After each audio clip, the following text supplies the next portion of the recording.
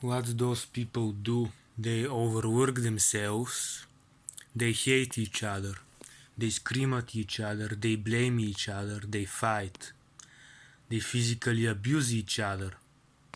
When they're both tired and sick, they neglect their children, they restrict their children. Your interests are degenerate. Your needs are you being spoiled. I developed an eating disorder, partially because of that, maybe partially because I am different genetically, or in some way that makes me need to eat different or have that issue. I lost weight. I've been underweight most of my life. This also meant I would have less energy, I would have less pain tolerance, I would be more negatively affected by everything because I'm underweight and weak.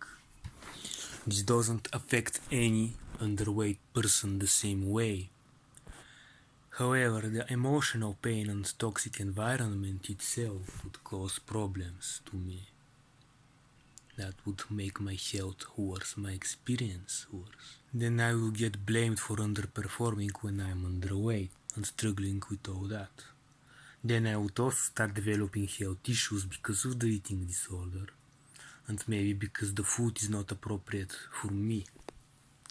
The food may also not be appropriate for them and making their bodies weaker, and this is why they are so frustrated and weak and pathetic. They restrict me from doing what I need to do, on top of not providing me what I need to do what I need to do. They don't restrict me because they need to. They restrict me partially to save face, so that what would someone else think? This means that my life has to be a miserable crawl until adulthood, when I will be forced to serve other people and comply with their abusive standards, and I will also be forced to abuse and neglect other people who are struggling and suffering, especially the neurodivergent ones, the ones with health issues, the ones who think differently, the ones who have different needs, and the ones who actually do something meaningful. If I followed what they wanted me to, I would become an abuser who can't raise their children, who can't even be in a relationship because they don't know or care to treat another person properly, because they're preoccupied with chores, with appearances, with image, with how they look, with stupid comforts, with their ego. What matters is for a house to be clean. According to them, when it's clean, it's empty. When it's not degenerate, that is degenerate according to them, it's not conducive to any creation. Without creation, you're stuck with nothing. There is no progress. You need to move and you need to create. Those people aren't creating anything. Some of them work in structure, because we don't have enough empty buildings to house people in, to be exploited by our landlords. But if someone actually tried to do anything about landlords, everyone would start saying how stupid you are for wanting to change anything. Any change has come from somewhere and has started small. Those people don't want to do anything difficult. Starting small is difficult. Getting from one place to another is difficult. But those people do not get places. They make things more difficult on purpose by restrictions and by stupid caring about image. So they can show you that life is not easy. Life is not easy because they make it hard, on top of it not being easy by its own merit. But they're assuming I don't know that because they grew up with the retarded mentality that it was going to be easy and they would have what they want the way they want to. They neglect and oppress to make you have it hard, to make you feel grateful, when the situation genuinely doesn't provide whatever you want or need, because it's simply not possible. It's a completely different situation than people taking it away or not caring about providing you, to teach you a lesson. There are people with actual issues who will get worse and die. But those people create problems just out of their ego that hurt and kill people. When you debilitate someone's life, you increase their mortality chances. This isn't about statistics, this is about reality. Because when you hurt someone, you literally take part of their life away. You take ability for them to defend themselves, to build something, to become more established, to build skills, to build coping mechanisms, to be more stable, to be more healthy, to have more things, to help more people. They make each other miserable. They make everybody miserable. On purpose. And when you are unhealthy and you're suffering, they laugh at you, they sneer, they ridicule you. Because they can take it. They abuse themselves, they live to abuse themselves, and their health, they can handle it. Because when you hurt someone you care about, your health will suffer. They don't care about anyone besides themselves as much as they care about themselves. So when they hurt someone, their own health doesn't suffer. They feed on it. They enjoy abusing others. It makes them stronger. There is no love in this society. In almost any society, it's not about care. They also neglect the mental and physical issues that you get from their abuse. Why didn't they have those issues? Because they didn't care about protecting anyone and they abused animals and other vulnerable people to get their way. They also abused themselves, but they didn't think about the future. They didn't even try to build a future. They weren't going to create anything, they didn't intend to do anything. They just wanted to have a normal job, to follow the rules, to follow the protocols, to bitch about taxes, to bitch about menial things, to beat their children, to neglect and abuse them and their spouses too, and to pretend how much they love each other on holidays. If they drive someone to addiction, to murder, to suicide, to death by alcohol or overdoses or anything like that, if they lose teeth, if they lose bone, they lost their entire lives by this point, being insufferable pieces of shit, not doing anything meaningful besides surviving. Their whole life centers around short-term survival, and sometimes pretending to be good. Sometimes they will lament about how they helped a homeless person feed themselves or a pensioner. This pensioner probably abused their own children. Most pensioners did, because most people would and did. They were negligent, but just because they worked a job now suddenly they're excused of anything, they are allowed to do anything.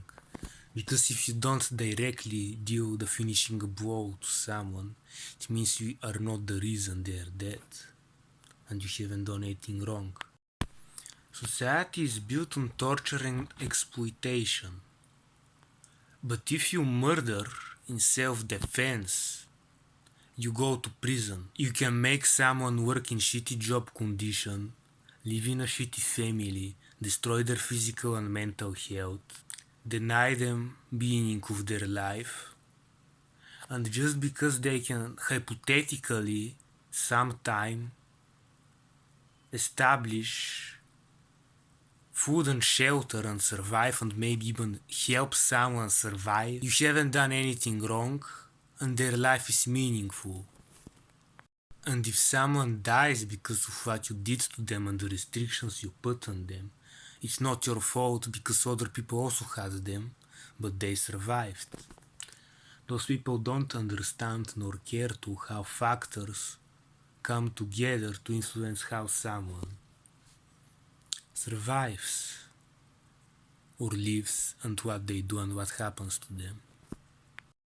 If everyone was as abusive as them, if there was no weak people to abuse and pretend you didn't do anything, as you feed your ego and improve your own health to get on top of them. If everybody was equally strong and equally evil, we would be at a constant war. Because those people you bully and neglect and at work, if they were the same as you would fight constantly. This is what happens in general.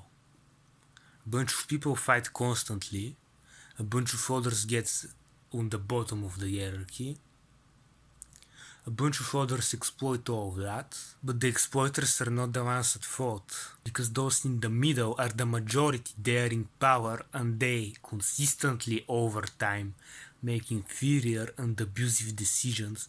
To top it off, they select their own exploiters. They put them there, they do nothing to stop them, yet they complain that they are working all the time and that they are being exploited by the elite. You want to work, you enjoy being a slave. Everything you've done in your life so far and how you've treated others has been under the pretense that you want to be a slave, that this is your future, that this will be your future, that you want this to be your future, and that this is the only possible normal future. If you exploit and hurt someone so bad, why do you expect them to be normal and not exploit you back? If you beat, hurt, exploit, manipulate, oppress, neglect, starve someone, but they are alive and they do the same to you and you're alive, it doesn't mean you're fine. It doesn't mean it's fair. It doesn't mean they should bear that. It doesn't mean you didn't do anything wrong. It doesn't mean it's not your fault. It doesn't mean they also got affected the same way you did. Their excuse is often, so what, you're fine, you're not dead. Some people again do die because of all that. They will take so much torture because they are afraid. They will do so much torture because they are afraid, because they're egoistical, because they're stupid and short-sighted, because they're bored and they're not creative. And hurting others and the stupid dramas they cause each other is how they get by. And when you get raided, when you get exploited, when a loved one dies from poisoning or oppression or exploitation, because you didn't care to, because you thought you couldn't, because you thought it wasn't your job, you never even tried that much. You just got mad and accepted your fate before you even understood it. You didn't accept your fate. You projected an idea of what your fate is and you decided that would be it and there is nothing beyond it. You decided it would go a certain way for no reason. You didn't have evidence, you didn't do an investigation, you weren't ever thinking about what can happen, what will happen, what are you going to do about it. At most, you were worrying about it, but you weren't solving anything. Before you would do anything, you would go off to get off and hurt someone else about how frustrated you are. Most people... If someone is being weird, meaning creative, goal-oriented, obsessive, pursuing something, scattered and exploratory, you're supposed to be a dumb rock. Not draw much attention, don't do anything meaningful. Be presentable, play to others' expectations. Live your whole life doing things in your head for people who don't love you, who mistreat you, and who claim you don't love them when you don't let them mistreat you. Who believe they are getting mistreated when you decide to pursue something that may get them in trouble. Anytime you go against an oppressive government or other authority like your family, you will get blamed for it. They are convinced you not wanting to be oppressed and have your own life is selfish.